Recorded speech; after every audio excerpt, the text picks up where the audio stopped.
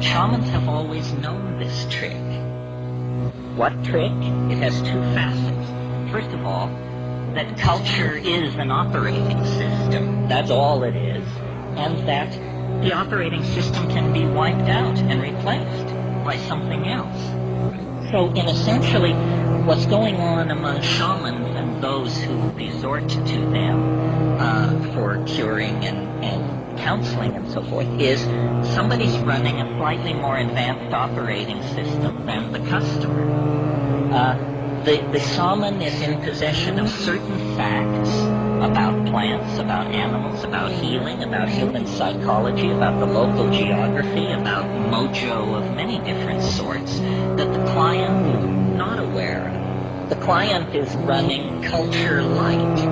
The shaman paid for the registered and licensed version of the software and is running a much heavier version of the software than the client. I think we should all aspire to make this upgrade. It's very important that you have all the bells and whistles on your operating system. Otherwise, somebody is going to be able to get a leg up on you.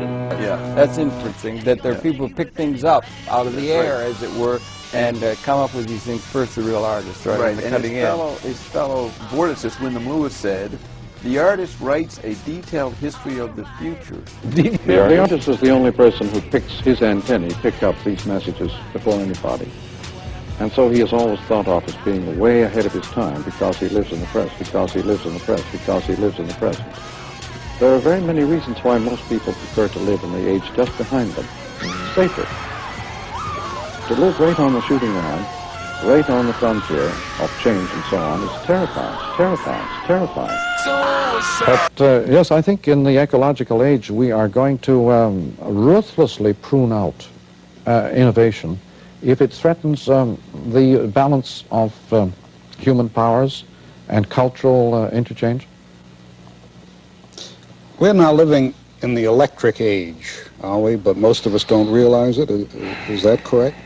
The age of instant information as a total surround, as a new cliché.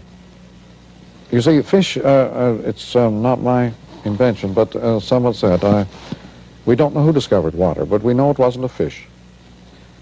People never are aware of the things that are totally surround them, and hence the clichés of technological environment are invisible. The emperor's new clothes are always invisible, except to little children. And the computer first was the mainframe, and then the subsequent evolution of the computer always was the extension, not necessarily of a central nervous system, but of parts of the brain, the calibrating aspects of the brain. The point of... The word ecology is an ancient word. And ecology has many meanings in our world, including ECHO, echo. It's a world of resonance in which everything happens at once. Everything bangs against everything. An ecological world is a world of echo land. It's a world of simultaneous resonance in which people instinctively feel that everything affects everything.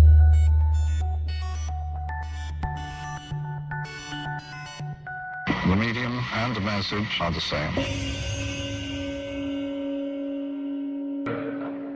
Let me tell you a simple principle that you can all use in your business. When a fast form goes around a slow form, the slow one collapses. Any speed up in any part of your enterprises will automatically dissolve and destroy the slower parts of the enterprise. The book of the future. The inner trip, the outer trip of civilized man is finished, according to these developments. When a fast form goes around a slow form, the slow one collapses. Coming up here, affluence creates poverty. Literate culture is visual and detached. It creates the civilized man, the detribalized man, the man who is not involved. I'd been bashing civilization for probably 10 years now, and I never defined it. I didn't know what I was talking about, and so I define it in that book as a way of life characterized by the growth of cities. That's great, Derek, but what's a city? I've defined a city as a collection of people living in numbers large enough to require the importation of resources. When a fast form goes around a slow form, the slow one collapses.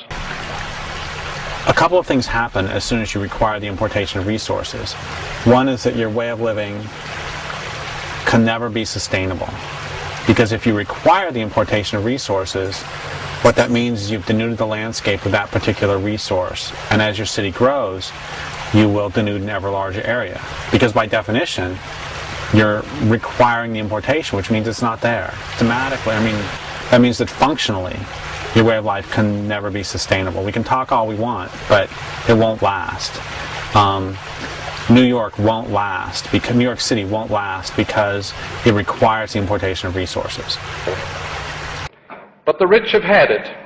They know that there are no goals left for them, and so they destroy. Violence is a quest for identity. The other thing it means is that your way of life must be based on violence, because if you require the importation of resources, what that means is that trade will never be sufficiently reliable, because if you require the importation of resources and you need a particular resource that you are going to try to trade the next village over for, but they won't give it to you, you'll take it because you require it. It's not some resource you want. Instead, you require it, which means we could all become just the most enlightened beings in the entire planet, and it wouldn't matter. A title like Cliché to Archetype is simply a way of drawing attention to the fact that simultaneously, the most profound things and the most superficial things are the same. That's why it's about getting out of the system. Of course, it's about contributing less and moving away and being the change that he wants to see. But it's about, no, this cannot continue. It's about, you don't have the right to destroy the world anymore. It's about, this no longer will fly. Who says so? I do. It's about waking up, stopping the harm, moving away however possible. There is no one right way to save the world. How do you save the world? Ask yourself these 5 questions. What do you love? What are your gifts? And what is the largest, most pressing problem that you can help to solve using the gifts that are unique to you in all the universe? And the 4th one would be, what does your land base need to survive? And I guess the 5th one would be, are you willing to do it? And ever since that satellite arch went around the planet ceased to be nature. What we used to call nature is gone. The planet is now contained inside a human box. There is no more nature. What remains is simply whatever we make of this planet by programming. There's no nature anymore.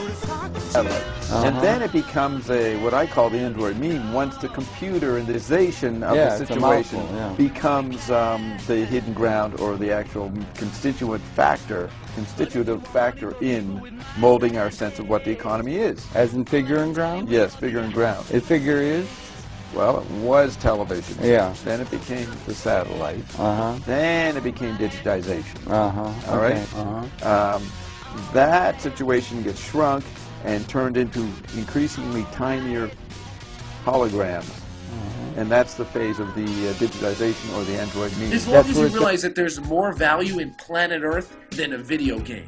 As long as you realize there's more value in health than fun. As long as you realize there's more value in a community than there is in, individual masturbation. That's good. I'm really loath to offer solutions because I don't want to be pinned down. You just want to say, oh, that's not going to work. That's not going to work. Find what works. You find what works for you. Over here, I'll find what works for me. We'll both do it. It'll be great. I just want to say to everybody in the entire world, please wake up. Wake up to what we're doing and wake up other people. We think what we're doing is a good idea, and it's like when you really take a step back, how could it possibly be? The only way that our culture, industrial civilization, is a good idea is if you hate the world, or if you hate humanity, seriously.